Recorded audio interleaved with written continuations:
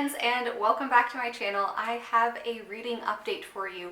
It has been, I think, 2 weeks since my last reading update, so I have finished some really good things. I've unfortunately had some disappointments, some DNFs, which I also want to talk about.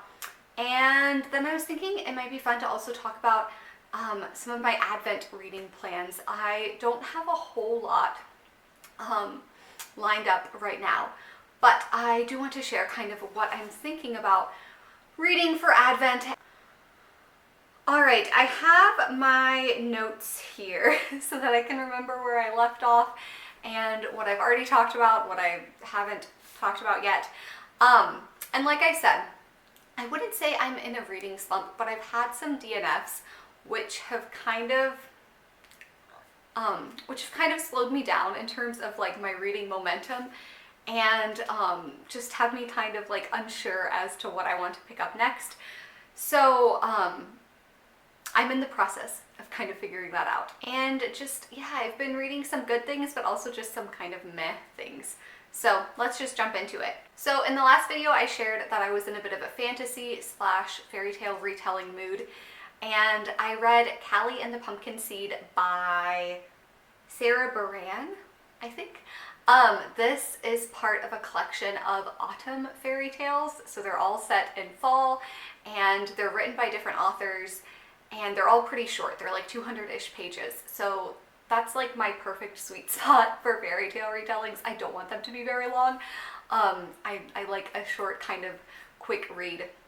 This one was a Cinderella retelling, and it was so fun. I loved this book. I was not expecting to love it as much as I did, but it had all of those cozy fall vibes. Our main character, Callie, runs a bakery, and so there's lots of autumn baking scenes, and she bakes a lot with pumpkins, so that's like a big part of it. I loved all of the coziness of that. She has a lot of regular customers that have kind of become this found family, and it's just really, really lovely. The male love interest also I really liked. He was like very kind of corny and had a lot of dad jokes, and I just found it very endearing. Like, he just had such a sweet personality, and yeah, I really, really loved this. I gave it 5 stars. Such a sweet, easy kind of book to read, and I just loved it so much that I wanted to pick up another book in this series. So I went with Scarlet and the Dark Woods. Was the other one I tried to pick up by Mary Meekum, I believe. This one I ended up DNFing at like the halfway point, which was really disappointing because I loved the Cinderella one so much, but this one just, it wasn't really working for me. First of all, it didn't have the same fall vibes that Callie and the Pumpkin Seed did. Like, technically it was set in fall, I guess, but there wasn't a lot of description of the season. And she is in the woods, and she like stumbles upon this community, and I feel like there could have just been so much more, and there wasn't. So that was kind of like my first thing that I didn't enjoy so much about it, but like, I mean, it would have been fine. I would have kept reading it.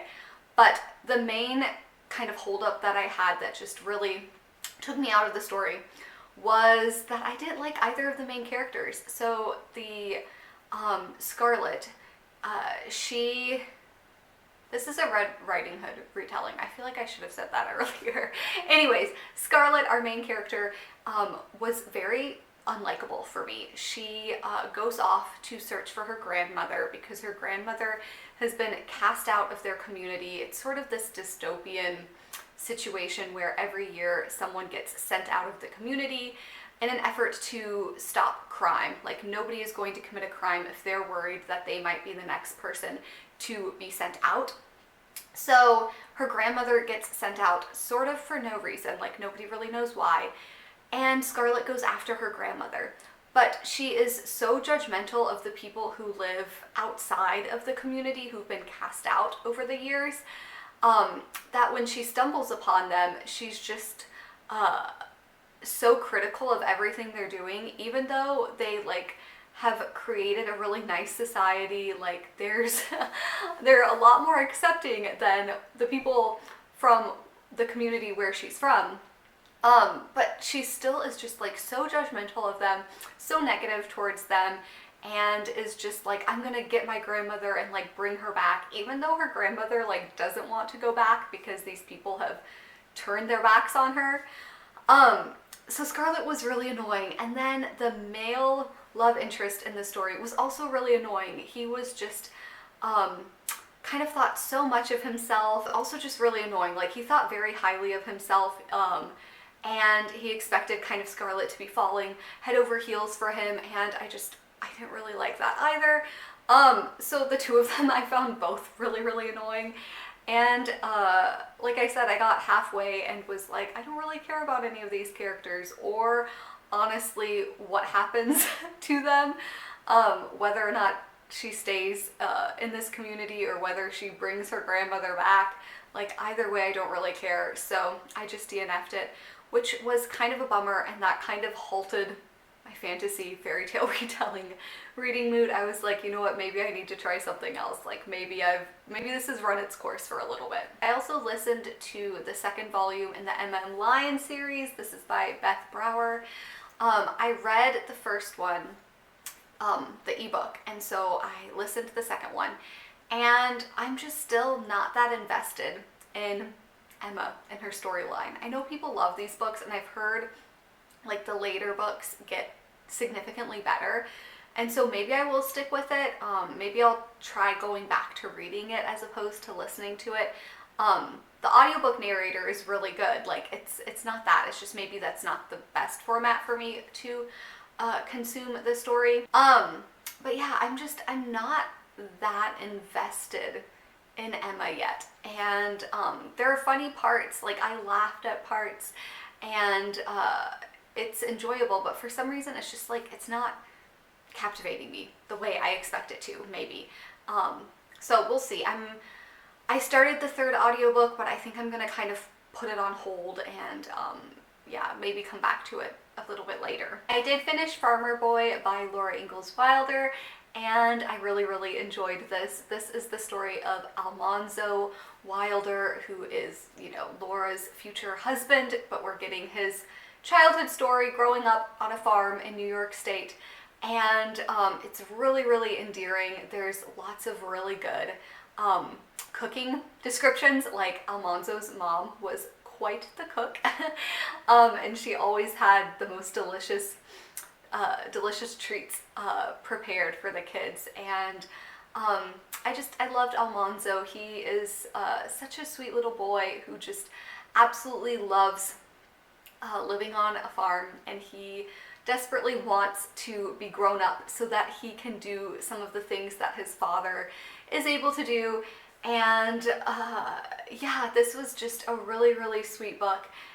It does stand out kind of in contrast to the Laura's story, where they're really, really making do with very little. It seems Almanzo's family was had much more, and especially like in the descriptions of the food, it made me kind of think back to Laura and how simple a lot of the things they ate were. I loved reading this. It was a lot of fun. There's another lovely Christmas scene and lots of wintry descriptions, which just is such a fun read during this time of the year. DNF, and that is Night Falls on Predicament Avenue by Jamie Jo Wright. This one was disappointing for me because I've heard so many good things about Jamie Jo Wright, and I was really excited to try one of her books, but again, I think I was like halfway through this one and just set it aside.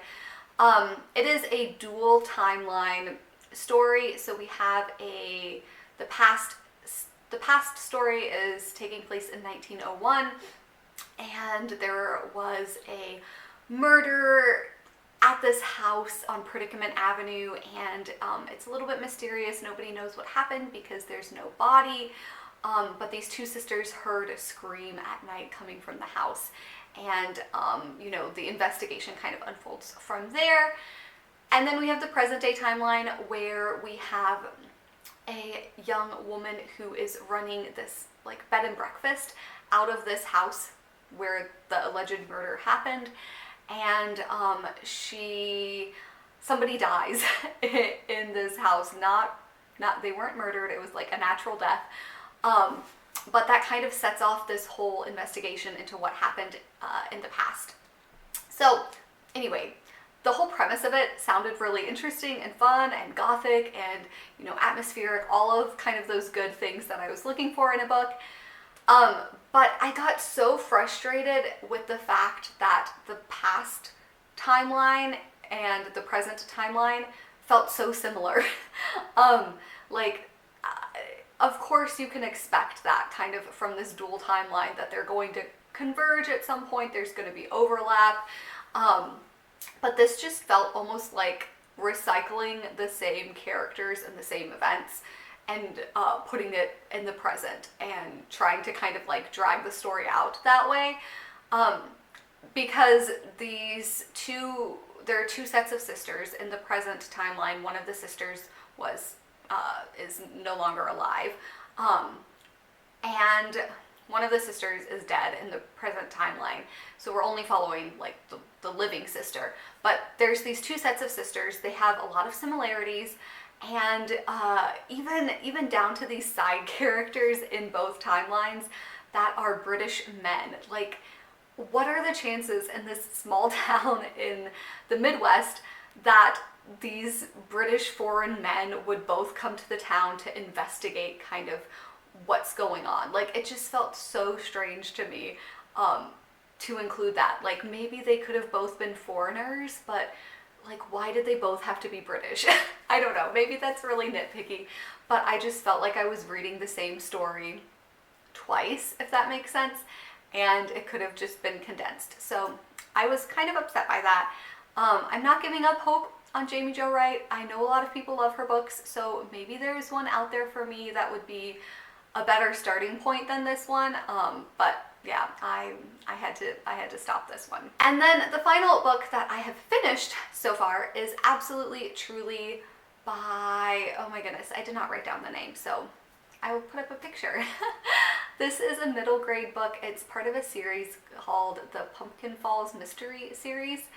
And this takes place in a little town in New Hampshire called Pumpkin Falls, and we're following this family with 5 kids who move back to the father's hometown, Pumpkin Falls, because he has been injured in war. He lost an arm, and so he's kind of recovering, and you know, their whole life has changed. All of his career goals and aspirations have kind of been pushed aside because of this injury, because of what happened, and now he's taking over his parents' bookshop with his sister. So the family moves to Pumpkin Falls. It's this huge change. And I just loved how the family is navigating this huge change with their dad and the trauma that he's experienced from being in war, and then also losing his arm and having to navigate, like, how does life work now? And there's also this fun storyline with a first edition copy of Charlotte's Web that kind of sets off a mystery. It's not really a mystery, it's more of like a scavenger hunt that leads our main character and her group of friends around the town, and it's just a lot of fun. There are some quirky side characters in this town, and I really enjoyed it. I did give it 5 stars. I feel like maybe it's more 4.5, like now that I'm sitting on it a little bit, because there was a little bit of like, not a romance plot, but like crushes and kind of like all of that kind of thing that I felt like totally could have been taken out. Like, it would have been just sweet seeing this group of friends kind of come together and not really like having to insert that into the story, if that makes sense.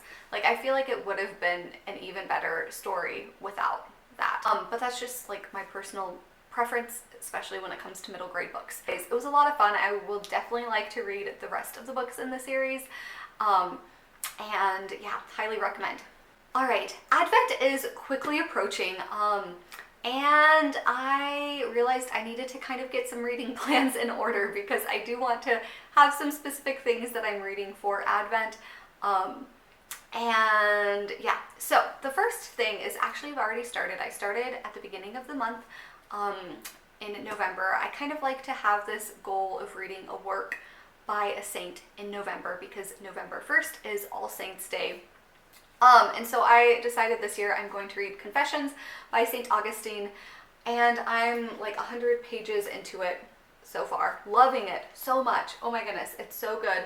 I was really scared to pick this book up because I just built it up in my head that it would be really philosophical and just dense and something I would have to force myself kind of through.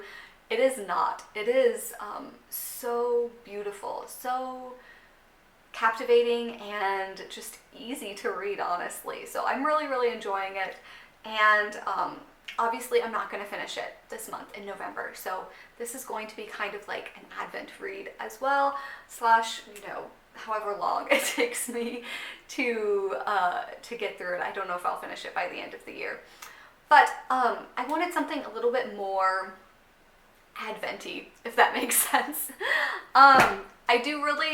I'm not very good at devotionals, like, you know, read a page a day or a section a day or whatever. I fall behind. I, you know, want to plow ahead, and it's just like my stamina and concentration for that is non-existent in the best of times. And kind of with all of the things going on right now, I knew that would just not work for me. So I was really excited to hear about this sort of Advent devotional, but with a twist. I believe it's called Shadow and Light. It's by Tish Oxenbrider. Again, a picture will go up. And it's devotional-ish in the sense that there are 4 sections and you read a section a week. But your pacing for that section can be however you want. You can read it all in one day. You can spread it out over the whole week. It's kind of however you want. And I'm really excited about that. I think that will be the perfect format for me to, like, you know, not fall behind and then just kind of give up on it because I've fallen so far behind. So I'm excited about that. I am going to read the ebook of it. I don't know if ebook is going to be like the best format. This might be like one of those really pretty, beautiful books that has art and illustrations and all kinds of things in it.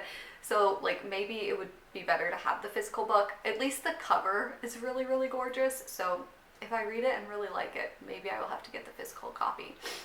But I'm going to at least try it on ebook and see kind of how it goes. I was contemplating wanting to have like a work of fiction to read this Advent as well that was, you know, in the spirit of things. I don't think that's going to happen though this year. My goal is to read Shadow and Light, to finish Confessions, or make progress in Confessions, and we'll see what else. I'm contemplating listening to the audiobook of Scott Hahn's like Christmas Advent book because it's narrated by him, and I just love listening to Scott Hahn. I read it a couple years ago and enjoyed it, and I know that that's like an audiobook that I could get really into because Scott Hahn's voice is very, very soothing to listen to. So possibly that, but again, we'll see. I don't want to set up too many plans for my Advent reading. I kind of just want to see how things unfold. And I will be probably dipping my toes into like some more Christmassy books, but also saving them for the entire Christmas season. And trying not to like read them all in the first bit of December, if that makes sense. Kind of spread it out and enjoy all of Christmas. But I'm not opposed to starting a few already. Anyways, thank you so much for watching, and I will see you in the next video. Bye!